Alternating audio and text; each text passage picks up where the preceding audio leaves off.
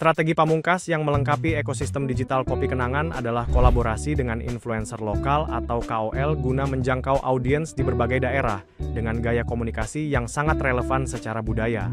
Contoh nyata yang sangat sukses adalah kolaborasi dengan TikTokers asal Medan, Ananda Ayang, yang mengemas konten kocak menggunakan dialek lokal untuk memperkenalkan menu es kopi kenangan Medan Style. Pendekatan hiperlokal ini terbukti sangat ampuh, di mana konversi dari klik hingga pembelian melonjak hingga 3,2 kali lipat, serta berhasil menjaring 40% audiens baru yang berasal dari luar wilayah Jakarta. Hal ini membuktikan bahwa dengan menggandeng wajah-wajah yang akrab di komunitas tertentu dan menggunakan bahasa yang personal, sebuah brand nasional dapat meruntuhkan batasan geografis dan membangun keterikatan yang jauh lebih organik, serta berdampak langsung pada pertumbuhan transaksi di level regional.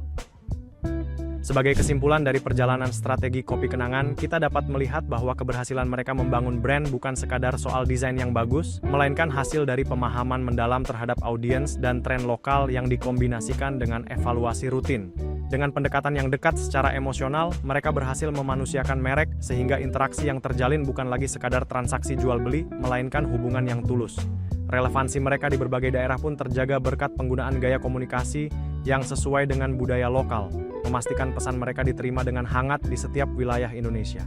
Terakhir, semua langkah ini dijalankan secara konsisten, terstruktur, dan berbasis data, di mana setiap konten yang dirilis selalu melewati proses peninjauan untuk menjamin efektivitasnya secara berkelanjutan. Studi kasus ini membuktikan bahwa kombinasi antara kreativitas emosional dan disiplin analisis data adalah kunci utama untuk memenangkan hati audiens di era digital yang sangat dinamis ini. Di tengah ketatnya persaingan di era digital, kita harus menyadari bahwa konten adalah kunci utama untuk menarik perhatian, membangun hubungan yang bermakna, hingga mempengaruhi perilaku konsumen secara luas. Namun, penting untuk dipahami bahwa tidak semua konten yang kita buat akan otomatis menjadi efektif. Konten yang benar-benar menarik dan relevan haruslah lahir dari sebuah strategi yang terencana dengan sangat matang. Strategi inilah yang nantinya memungkinkan kita untuk menyasar audiens secara tepat sasaran, sehingga pesan yang disampaikan tidak hanya sekadar lewat di lini masa, tetapi mampu membangun engagement yang kuat dan berkelanjutan. Dengan perencanaan yang solid, setiap konten yang kita produksi akan memiliki tujuan yang jelas, baik itu untuk menginspirasi, mengedukasi, maupun mendorong tindakan nyata dari konsumen, yang pada akhirnya akan memperkokoh posisi brand kita di pasar digital yang terus berevolusi. Untuk menciptakan strategi yang efektif, kita harus membedah dua elemen kunci, yaitu aspek menarik dan relevan. Konten dikatakan menarik apabila ia memiliki kekuatan untuk langsung menangkap perhatian audiens hanya dalam 3 hingga 5 detik pertama, yang biasanya dicapai melalui format video singkat, penggunaan headline yang provokatif, ataupun tampilan visual yang mencolok. Sementara itu, konten dianggap relevan jika pesan yang disampaikan terasa sangat nyambung dengan kebutuhan, minat, hingga situasi emosional audiens pada saat itu, yang tentunya harus disusun berdasarkan data akurat dan pemahaman konteks lokal yang mendalam.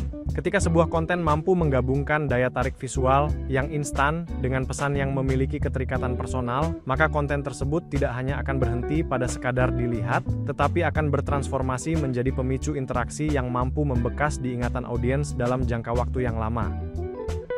Memahami tipe konten yang tepat adalah kunci untuk mewujudkan strategi yang menarik dan relevan, dimulai dari penggunaan video pendek seperti Reels dan TikTok yang fokus pada durasi di bawah 30 detik untuk memicu viralitas secara instan. Selain itu, kita bisa memanfaatkan konten interaktif melalui fitur polling dan sesi live guna mendorong partisipasi aktif audiens, serta mengintegrasikan user-generated content atau UGC berupa testimoni langsung dari pelanggan untuk membangun kepercayaan yang lebih autentik.